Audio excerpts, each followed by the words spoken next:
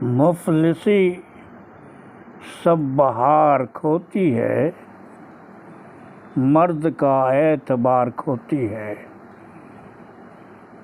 کیونکہ حاصل ہو مجھ کو جمعیت، زلف تیری قرار کھوتی ہے، زلف تیری قرار کھوتی ہے۔ ہر سحر شوق کی نگاہ کی شراب، ہر سحر شوق کی نگاہ کی شراب، مجھ آنکھاں کا خمار کھوتی ہے، مجھ آنکھاں کا خمار کھوتی ہے۔ کیونکہ ملنا صنم کا ترک کروں، دل بری اختیار کھوتی ہے، دل بری اختیار کھوتی ہے۔ اے ولی اب اس پری روح کی مصنے کا غبار کھوتی ہے، مصنے کا غبار کھوتی ہے۔ مفلسی سب بہار کھوتی ہے، مرد کا اعتبار کھوتی ہے، مرد کا اعتبار کھوتی ہے۔ ایسے مناشد کی ادبی دنیا میں ہم آپ کا استقبال کرتے ہیں۔ تو دوستو چلیے آپ کو لے کر کے چلتے ہیں ایک مضمون کی طرف۔ جی ہاں، ولی دکنی، حالات زندگی۔ شاہ محمد اللہ ولی، جو ولی دکنی اور ولی گجراتی کے نام سے یاد کیے جاتے ہیں، اورنگ آباد دکن کے رہنے والے تھے۔ ولی بمطابق 1668 عیسوی میں پیدا ہوئے اور 1720 عیسوی میں وفات پا گئے۔ ولی کے خاندان کا سلسلہ شیوخ قادریہ سے ملتا ہے۔ بہت سے لوگوں کا خیال ہے کہ وہ دکنی نہیں بلکہ گجراتی تھے۔ انہیں ولی دکنی اور ولی گجراتی ثابت کرنے کے لیے لوگ مختلف دلائل دیتے ہیں، اور اصل دونوں ہی اپنی جگہ درست ہیں۔ شاعرانہ عظمت۔ ولی کو شاعری کا شوق بچپن ہی سے تھا۔ آپ زمانے کے مشہور استاد آزاد نے ولی کو آب حیات میں اردو کا پہلا صاحب دیوان اور شمالی ہندوستان کا پہلا اردو شاعر کہا ہے۔ ایک زمانے تک اس بات کو سچ بھی مانا جاتا رہا، مگر جدید تحقیق نے اس بات کو غلط ثابت کر دیا ہے۔ محمد قلی قطب شاہ کی کلیات مل جانے کے بعد، جو ولی سے تقریباً 100 سال پہلے وفات پا چکے تھے، یہ بات غلط ثابت ہو گئی ہے۔ ولی محض تاریخی اہمیت کے حامل نہیں ہیں، بلکہ ان کی شاعرانہ عظمت بھی جواب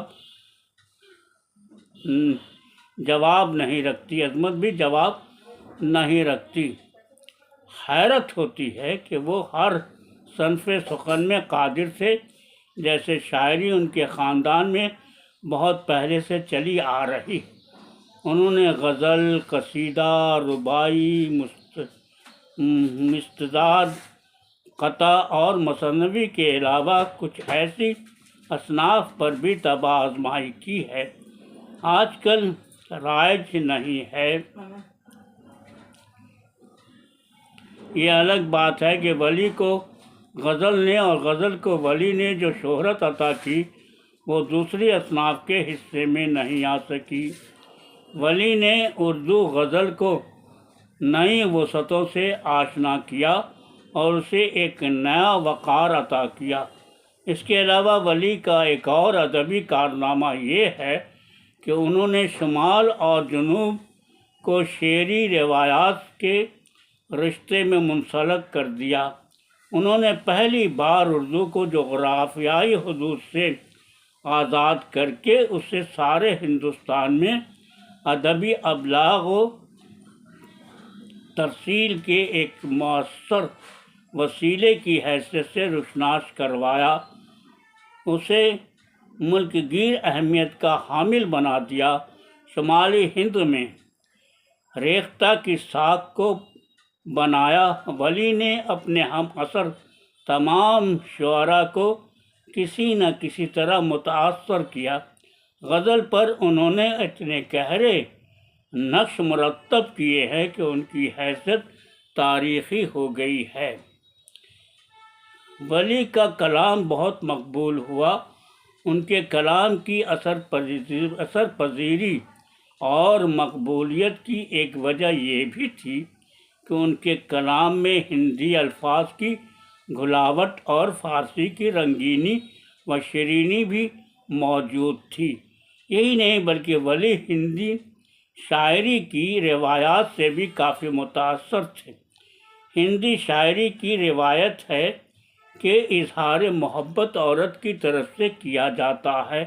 ولی نے اپنی ایک غزل میں عورت ہی سے اظہار محبت کروایا۔ غزل کا مطلب ہے پرت کننا جن نے لی اسے گھر بار کرنا کیا، ہوئی جوگن جوگی پی کے اسے سنسار کرنا ہے۔ ولی کی غزلوں کی زبان صاف اور شیریں گو غزلوں میں خارجی پہلو نمایاں ہے، مگر برجستگی اور کیف کی وجہ سے بیان میں مزہ موجود ہے۔ ان کے کلام میں دل کی سوز و گداز کا اثر ملتا ہے۔ زبان سادہ ہونے کی وجہ سے پڑھنے کا مزہ دوبالا ہو جاتا ہے۔ کچھ اشعار ملاحظہ ہوں۔ مفلسی سب بہار کھوتی ہے، مرد کا اعتبار کھوتی ہے۔ پایا ہے جو کوئی دولت کا فقیر، مشتاق نہیں سکندری کا۔ ولی کی تشبیہات اور استعارات میں جدت موجود ہے۔ ولی کے قصیدے بھی خوب ہیں۔ قصیدے میں جتنی بھی خوبیاں ہونی چاہیے وہ سب ولی کے قصائد میں موجود ہیں۔ شوکت الفاظ، زور روانی اور تخیل کی بلندی وغیرہ سب موجود ہیں، اور ترہ یہ ہے کہ مشکل زمین کے ہوتے ہوئے بھی روانی میں فرق نہیں آنے دیا۔ ولی نے اپنی غزلوں میں سیدھی سادھی باتیں پیش کی ہیں، جن میں تغزل کے ساتھ ساتھ بعض جگہ اخلاقی مضامین بھی موجود ہیں۔ مضمون آفرینی میں تخیل کی گہرائی قابل داد رہے۔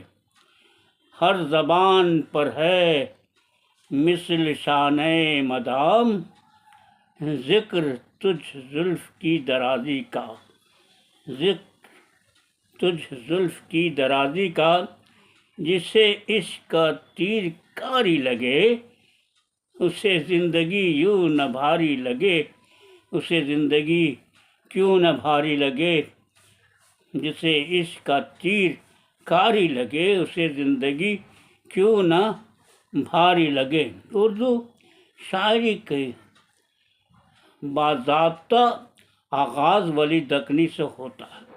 شاید یہی وجہ ہے کہ محمد حسن آزاد نے انہیں اردو شاعری کا بابا آدم قرار دیا ہے، اور انہیں اردو شاعری میں وہی مقام دیا ہے جو انگریزی میں شاعری میں چاسر اور فارسی شاعری میں رودلی کو حاصل ہے۔ ولی نے نہ صرف دکنی روایت کی پاسداری کی بلکہ امیر خسرو کی قائم کردہ ریختہ کی بنیاد پر شعر و سخن کی وہ عالی شان عمارت تیار کی کہ جس نے کلاسیکی اردو شاعری کی بنیاد کو مستحکم کیا اور ان میں آنے والے عہد کے سارے امکانات سمٹ گئے۔ دوسرے الفاظ میں ولی کا کمال یہ ہے کہ انہوں نے اردو غزل کے ساز پر جو نغمے چھیڑے، دنیائے غزل میں ان کی صدائے بازگشت آج تک سنائی دی جا رہی ہے۔ ولی نے زبان و بیان اور شعری مزاج کے لحاظ سے اردو شاعری کو وہ معیار اور مرکزیت عطا کی جس نے شمال و جنوب کی شعری روایات کو ایک کر دیا۔ اس ضمن میں جمیل جالبی لکھتے ہیں، ولی کا کارنامہ یہ ہے کہ اس نے شمالی ہند کی زبان کو دکنی ادب کی طویل روایت سے ملا کر ایک کر دیا۔ ولی کی غزل میں اردو غزل کی کم و بیش وہ ساری آوازیں سنائی دیتی ہیں جو شیراز سے لے کر داغ تک مختلف شاعروں کی نشانیاں بنی اور جن سے آج تک بزم معنی کی شمع روشن ہے۔ مجموعی طور پر ولی نے ایک ایسا رنگ شاعری کی ایجاد کیا جس پر ایرانی اثرات کے ساتھ ساتھ ہندوستانی فضا کی خوشبو بھی موجود ہے۔ ان کی شاعری میں ہند ایرانی کلچر اور روایت کا وہی دلکش مزاج ملتا ہے جس نے ہندوستان میں اردو اور تاج محل کو جنم دیا ہے۔ تو دوستو، ابھی آپ اسم راشد کی ادبی دنیا میں ولی دکنی کی شبان حیات اور ان کی شاعری پر تفصیلی مضمون سن رہے تھے۔ مجھے امید ہے کہ یہ کلاسیکی شاعر